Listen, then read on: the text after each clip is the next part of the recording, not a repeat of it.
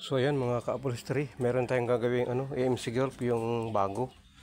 Version 2. Ito ba ito? Yan. Oh. Lalagyan po natin ng trapal. Kulay pula. Wow. Oh, bagong bago pa. Kinalas po yung bubong, ayan. Oh, para siya ay maging lapat na lapat talaga sa pagkabit. Oh, ayan po.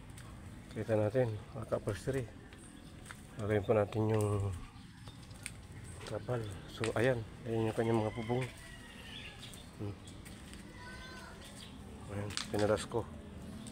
So mamaya pagkakabit na ng trapal, ibabalik. Medyo maulan po mga ka-upholstery, kaya ayan, abangan natin yung to. Ayan yung mga trapal niya, kakabit ko na lang. Mamaya makikita natin yan pag salpak ko na dito. Sige po mga ka-upholstery, hanggang dito na lang muna ang video ko. Pakita ko mamaya kapag medyo naikabit ko na yung trapal, para makita natin kung gaano kaganda ang kalalabasan nito. Kasi ngayon basang-basa siya dahil umulan, wala kasing trapal eh.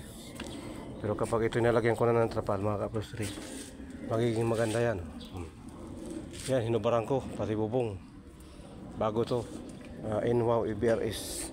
Hindi, sorry. AMC Gulf version 2. Ayan, abangan po natin mga ka-upholstery ang kalalabasan nito. Kaya hanggang dito lang muna akong video. God bless.